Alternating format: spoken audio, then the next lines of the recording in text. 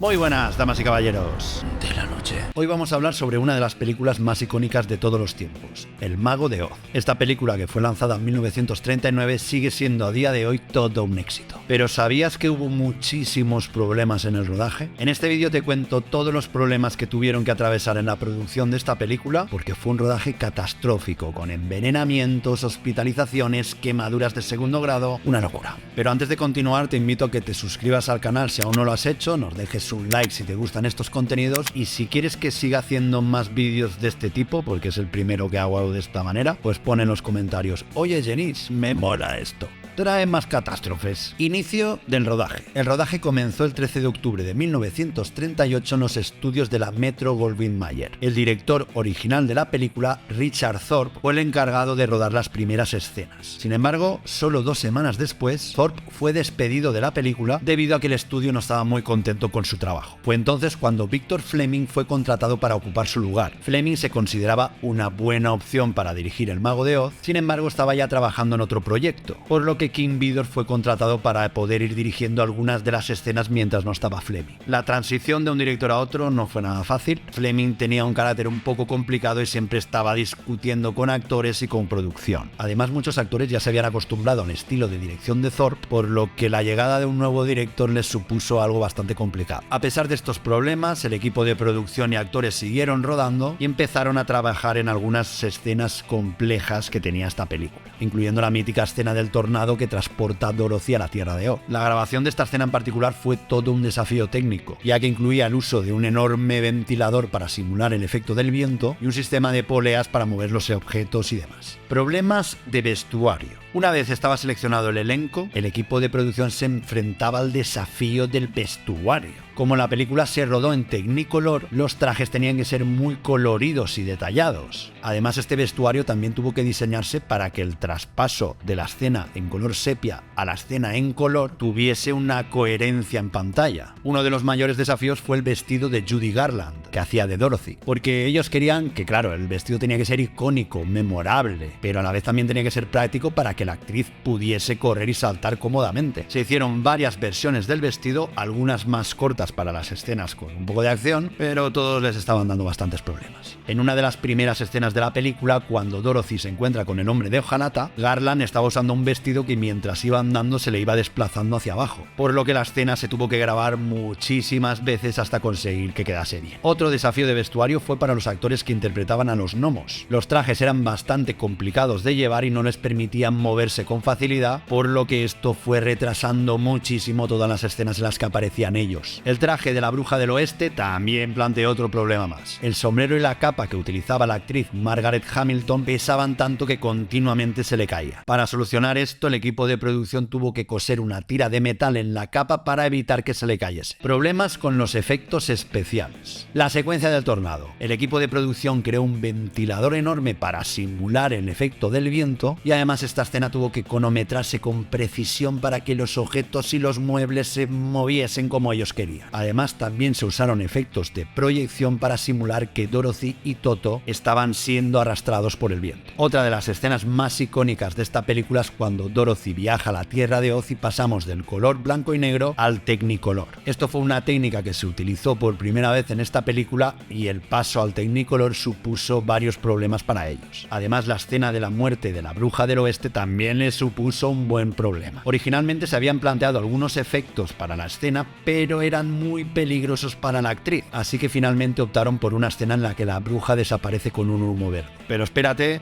porque ahora luego verás que esta escena al final sí que fue muy peligrosa también. A pesar de todos los problemas y demás, los efectos del Mago de Oz se siguen estudiando a día de hoy como un avance tecnológico que tuvo la época del cine clásico. Perdón, que me quedo sin aire, ¿eh? Problemas de salud del elenco. El rodaje del Mago de Oz supuso muchísimos problemas de salud para los actores. Uno de los casos más preocupantes fue el de Buddy Ebsen, quien originalmente había sido elegido para hacer del hombre de hojalata. Durante la grabación de sus escenas, Ebsen desarrolló una especie de alergia al polvo que le ponían para simular el maquillaje de plata, y de hecho se le colapsaron los pulmones y estuvo a punto de morir, lo que le llevó a estar hospitalizado muchísimo tiempo. Por desgracia, la recuperación fue tan lenta que no pudo finalmente participar en la película, por lo que su papel fue asignado a Jack Haley. Otro miembro del elenco que tuvo muchísimos problemas de salud fue Margaret Hamilton, quien interpretó a la malvada bruja del oeste. Durante esa escena en la que ella desaparece con un humo verde, sufrió quemaduras de segundo grado en cara y manos porque la pirotecnia falló en ese momento. Tuvo que ser hospitalizada y estuvo varias semanas sin poder regresar al set. Además, para postres, después de terminar el rodaje de la película, se le quedó un tono verdoso en la cara que tardó varios meses en llegar a irse del todo. Finalmente, Judy Garland también tuvo muchísimos problemas de salud en el rodaje debido a las largas horas de trabajo y la presión que el estudio hacía sobre ella. Garland al final desarrolló un insomnio tan fuerte que tenía que obligarse a tomar pastillas para dormir y después pastillas para estar consciente cuando se despertaba. Esto le creó muchísimos problemas en su salud mental, lo que le llevó a una vida bastante complicada y un patrón de adicción a las drogas. Pastillas para dormir por la noche, pastillas para estar activas durante el día y solo comer en todo el día una sopa para estar perdiendo peso y estar acorde con el canon que se le pedía para la película. Cuando la chica decía que tenía más hambre, le ofrecían tabaco.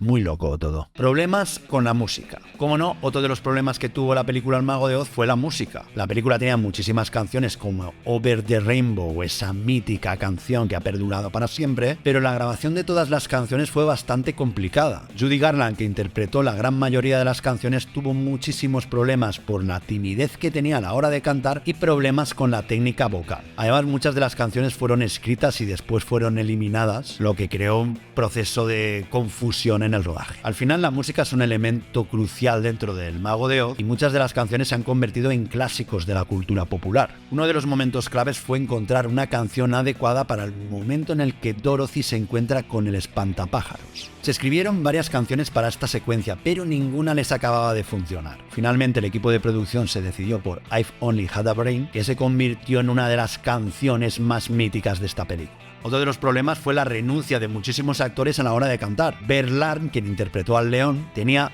pánico escénico y no quería cantar por nada del mundo. Así que su número musical, If I Were King of the Forest, tuvo que ser grabado con la voz hablada en vez de cantada. También hubo problemas con las partituras de la película. El compositor original, Herbert Storham, tuvo que ser reemplazado por problemas con el estudio y su trabajo fue completado por otros compositores. Al final, la música tenía compositores de todas las maneras posibles, muchísima gente, y esto llevó a una falta de cohesión en la banda sonora. Pero a pesar de estos problemas, la música de Mago de Oz sigue siendo uno de los aspectos más memorables y queridos de esta película. Canciones como Somewhere Over the Rainbow o Follow the Yellow Brick Road se han convertido en clásicos atemporales y han sido versionados de mil maneras diferentes. El cambio de director. Uno de los problemas que tuvo la película del Mago de Oz fue el cambio de directores. Originalmente el director iba a ser Richard Thorpe, pero fue despedido 2 semanas después de iniciar el rodaje. La razón de su despido sigue siendo un tema de debate, pero se dice que podría ser por querer hacer un tono más oscuro, que es el que pedía esta historia, según la novela.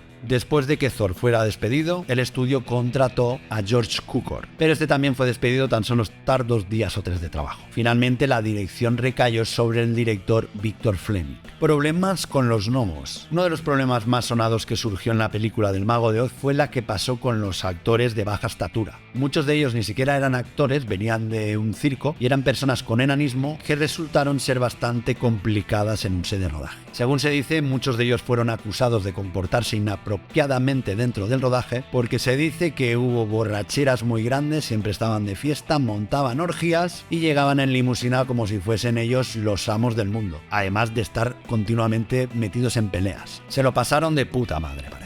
Además, muchos de ellos no hablaban inglés y necesitaban a traductores que estuviesen intentando hacer de vínculo entre director y actor. Así que súmale más dificultad para que se alargue el proceso de rodaje muchísimo más. A pesar de esto, hicieron un papel bastante digno y se han quedado como personajes muy icónicos de esta película. La canción Ding Dong se convirtió en todo un éxito y muchos de los actores que participaron en esta película siguieron haciendo más cosas en Hollywood. Hace poco hice un vídeo sobre estos actores participando en otra película, te lo dejo por aquí, y es El terror de Teeny Town, un western super bizarro protagonizado únicamente por actores de baja estatura que en vez de caballos llevan ponis y que muy loco también. Repercusión y premios. La película recaudó más de 3 millones en su estreno y estuvo muchísimo tiempo en taquilla. Algo que antes pasaba mucho y que ahora te parecería impensable que una película esté varios años en cartelera en el cine. Ahora están 2 semanas y a otra cosa, como mucho. La película además también recibió varios premios y nominaciones, incluyendo 6 nominaciones a los premios Oscar, y aunque no ganó el premio a Mejor Película, sí que se llevó el Oscar a Mejor Canción Original por Somewhere Over the Rainbow. La canción también se convirtió en un éxito y ganó un Grammy en 1940. Crítica y acogida. Cuanto a la crítica, la verdad es que recibió críticas bastante positivas en general y elogiaron especialmente el trabajo de Victor Fleming como director, también la actuación de Judy Garland y sobre todo los espectaculares efectos especiales. En aquella época fue todo un boom. Sin embargo, también hubo críticas negativas porque, vamos a ver, la novela era muy oscura y el tono de la película y su fidelidad con la obra original se distanciaron mucho. Muchos críticos la tacharon de ser demasiado simplista e infantil, mientras que otros también criticaron los cambios que se hizo con la trama y los personajes del libro. A pesar de las malas críticas que tuvo en esa época, la película sin duda se ha convertido en un clásico atemporal que ha sido reestrenada muchísimas veces y vista por generaciones y generaciones de espectadores de todas las épocas. En resumen, el rodaje del Mago de Oz tuvo muchísimas complicaciones, anécdotas brutales, pero a pesar de todo esto, el milagro del cine se obró en esta peli y pudo realizarse y convertirse en uno de los clásicos del cine que todo el mundo debería haber visto. Yo la tengo por aquí y es uno de mis musicales favoritos de toda la historia. Espero que te haya gustado este vídeo. Si te gusta que haga más contenidos de este tipo, pónmelo en los comentarios. Te dejo por aquí más vídeos del canal para que puedas verlos y no te olvides suscribirte si aún no lo has hecho.